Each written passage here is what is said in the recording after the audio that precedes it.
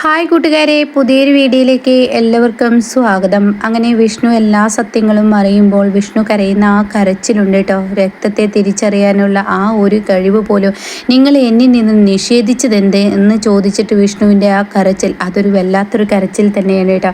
അങ്ങനെ ശ്യാമയോട് രോഹിത് പറയാണ്, എന്തിനാണ് നീ എന്നെ വല്ലവൻ്റെയും കുഞ്ഞിനെ വളർത്താൻ എനിക്ക് മുന്നിൽ തന്നത്? എന്തിനാണ് നീ എന്നെ കബളിപ്പിച്ചത്?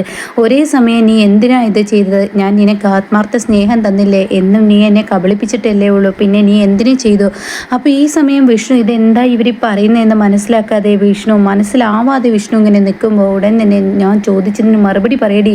അപ്പോഴും ശ്യാമ പൊട്ടിക്കരയാണ്. ഈ സമയം ഈ പേപ്പറിൽ നീ എഴുതി വെച്ചതൊക്കെ ശരിയല്ലടി, എന്താ നീ പറയുന്നത്? എൻ്റെ കുഞ്ഞല്ലേ പപ്പിമോള് വല്ലവൻ്റെയും കുഞ്ഞായിരുന്നു, എന്തിനു വേണ്ടിയാടി ഗർഭനാടകം നീ കളിച്ചത് എന്നൊക്കെ വിഷ്ണുവിൻ കേൾക്കെ ഇങ്ങനെ രോഹിത് പറഞ്ഞും കൊണ്ടിരിക്കുമ്പോൾ ഉടൻ തന്നെ രോഹിത്, ഞാൻ നിന്നെ സ്നേഹിച്ചിട്ടുണ്ട്, എൻ്റെ ഗതികേട് കൊണ്ട് ഇങ്ങനെയൊക്കെ ചെയ്തു പോയത്. ഒരിക്കലും ഞാൻ നിന്നെ സ്നേഹിക്കാതിരുന്നിട്ടില്ല, ഞാൻ ആത്മാർത്ഥമായാണ് നിന്നെ സ്നേഹിച്ചത്.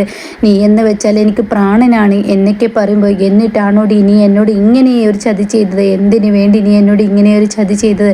ഞാൻ അതിന് മാത്രം എന്ത് തെറ്റാടി ചെയ്തത്? പറയടി, ഇത് വിഷ്ണുവിൻ്റെ കുഞ്ഞല്ലടി പപ്പി എന്ന് പറയുമ്പോൾ വിഷ്ണുവിൻ്റെ ചെവിയിൽ കിടന്ന് മുഴങ്ങുന്നു കേട്ടോ.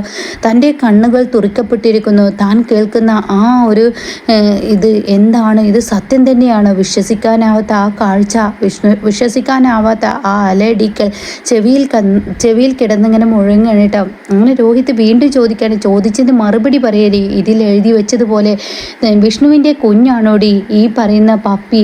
വിഷ്ണുവിൻ്റെ കുഞ്ഞാണോടി ഈ പറയുന്ന സത്യയും പപ്പിയെയും ഒരേ അമ്മ പെറ്റതാണോടി എന്ന് പറയുമ്പോൾ, ശാലിനിയാണോടി പെറ്റത്? ഇവരുടെ രണ്ടുപേരുടെയും കുഞ്ഞല്ലടി സത്യയും പപ്പി.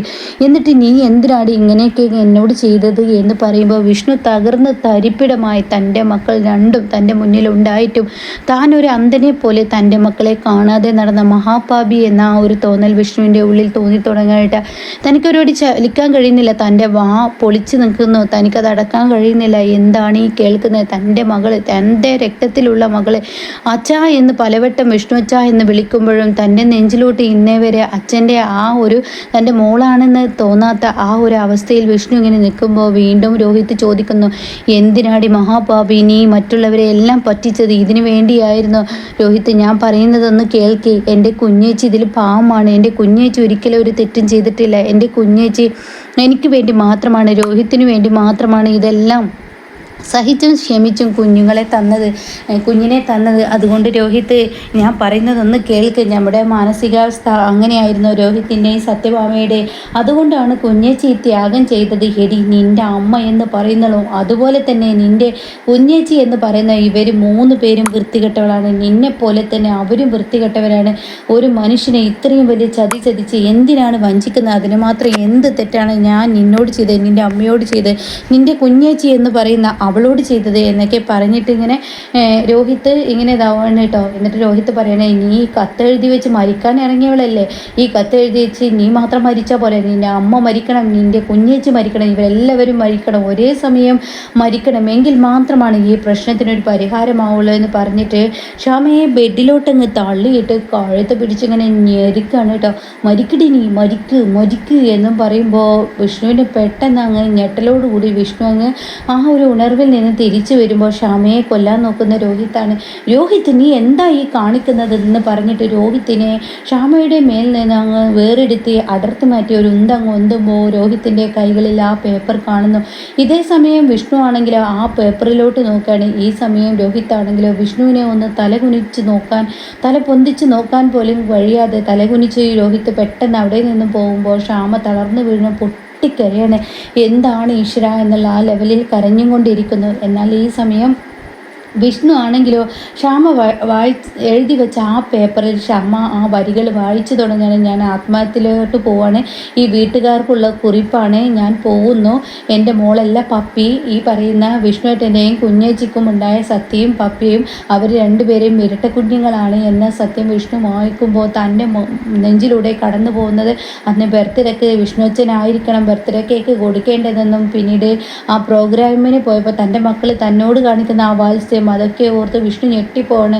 എന്നിട്ടും തനിക്കത് മനസ്സിലാക്കാൻ കഴിഞ്ഞില്ലല്ലോ എന്ന കുറ്റബോധത്തോടു കൂടി വിഷ്ണു ഒരു മരവിപ്പോടുകൂടി അവിടെ ശ്യാമ ഇരിക്കുന്ന ആ നിലത്ത് തളർന്നു വീഴാണ്. പിന്നീട് വിഷ്ണുവിന് എന്ത് ചെയ്യണമെന്ന് അറിയുന്നില്ല. അങ്ങനെ വിഷ്ണു ഇങ്ങനെ ഞരങ്ങിയും കൊണ്ട് ശ്യാമയുടെ അരികത്തോട്ട് വന്ന്, ശ്യാമേ, ഇതിലെഴുതിയ വരികൾ കറക്റ്റാണോ ശ്യാമേ? പറയൂ ശ്യാമേ, ഇതിലെഴുതിയ വരികൾ സത്യമാണോ ശ്യാമേ എന്നിങ്ങനെ താൻ വീണ്ടും വീണ്ടും ചോദിക്കുമ്പോൾ ഉടൻ തന്നെ ശ്യാമയ്ക്കും പറയാൻ കഴിയുന്നില്ല.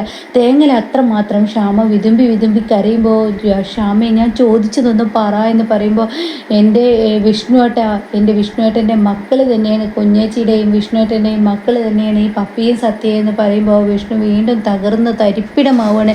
ഈശ്വര, എടി മൂദേവികളെ എന്ന് വിളിക്കാനുള്ള അത്രയും കലിപ്പോടുകൂടി വിഷ്ണു അങ്ങ് എണീറ്റ് നിൽക്കണം കേട്ടോ. എന്നിട്ട് വിഷ്ണു കരയുന്ന ആ കരച്ചിലുണ്ടല്ലോ, നെഞ്ചത്തടിച്ചും മുഖത്തടിച്ചും വിഷ്ണു പൊട്ടി പൊട്ടി കരയാണ്. എന്ത് പാപിയാണ് ഞാൻ, എന്ത് ക്രൂരനാണ് ഞാൻ. എൻ്റെ മക്കളെ എൻ്റെ കൺമുന്നിലുണ്ടായിട്ടും അവരെ തിരിച്ചറിയാൻ കഴിയാത്ത ഒരച്ഛനായി പോയല്ലോ എന്നൊക്കെ പറഞ്ഞ് വിഷ്ണു കരയുമ്പോൾ ഇപ്പുറത്ത് ശ്യാമയും അതുപോലെ കരയുന്നുണ്ട് കേട്ടോ. അങ്ങനെ വിഷ്ണു ഇങ്ങനെ ശാലിനിയോട് പറഞ്ഞ്, വല്ലവനെ നീ മനസ്സിൽ കൊണ്ടു നടക്കുന്ന ആ വാക്ക് പിന്നീട് നീ എന്ത് വൃത്തികെട്ടവള, നീ എന്ന വ്യക്തിയെ ഞാൻ മറക്കാൻ നോക്കുന്നു എന്ന് ശാലിനിയോട് പറഞ്ഞ ആ വാക്കുകളൊക്കെ ആലോചിച്ച് താൻ കുറ്റബോധം കൊണ്ട് ഇങ്ങനെ നെഞ്ചത്തടിച്ച് വീണ്ടും വീണ്ടും കരയാണ്. അങ്ങനെ തനിക്ക് അവിടെ നിൽക്കാൻ കഴിയുന്നില്ല. ഒത്തിരി നേരം വിഷ്ണുവിൻ്റെ കരച്ചിലുണ്ട് കേട്ടോ. വിഷ്ണുവിന് നിൽക്കാൻ കഴിയുന്നില്ല. ശാലിനിയെ പെട്ടെന്ന് കാണാനുള്ള ആ തിടുക്കത്തിൽ വിഷ്ണു അങ്ങ് പോകാൻ ഒരുങ്ങുമ്പോൾ ശ്യാമ വിഷ്ണുവിൻ്റെ കാലിൽ അങ്ങ് പിടിക്കുകയാണ് കേട്ടോ. എൻ്റെ വിഷ്ണുവേട്ടാ, ഒരിക്കലും എൻ്റെ കുഞ്ഞേച്ചിയെ ഈ ഒരു പ്രശ്നത്തിൻ്റെ പേരിൽ വിഷ്ണുവേട്ടൻ കുറ്റം പറയരുത്, പഴി പറയരുത്. പാവമാണ് എൻ്റെ കുഞ്ഞേച്ചി, എനിക്ക് വേണ്ടി മാത്രമാണ് ഈ ത്യാഗം ചെയ്തത്, അല്ലാതെ ഒന്നുമല്ല.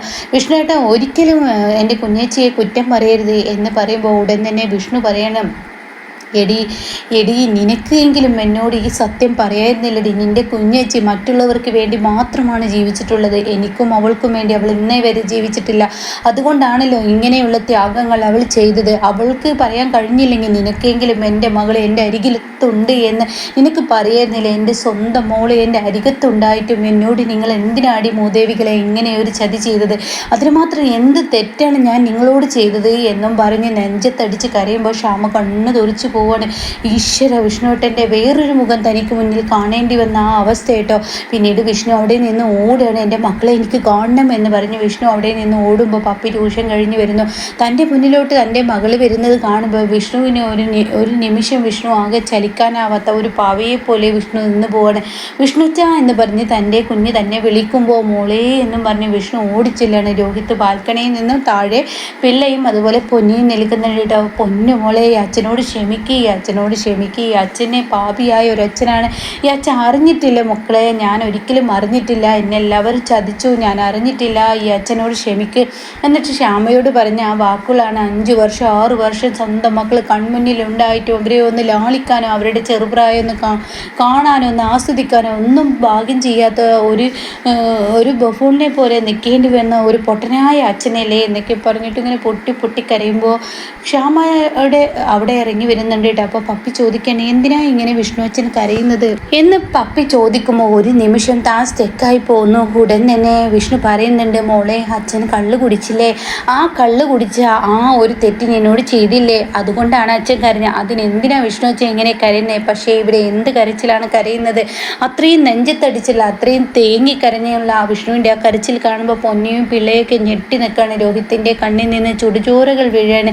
തനിക്ക് പോലും അത് കണ്ടു നിൽക്കാൻ കഴിയുന്നില്ല. ഇതേ സമയം ശ്യാമക്കും കണ്ടു നിൽക്കാൻ കഴിയുന്നില്ല.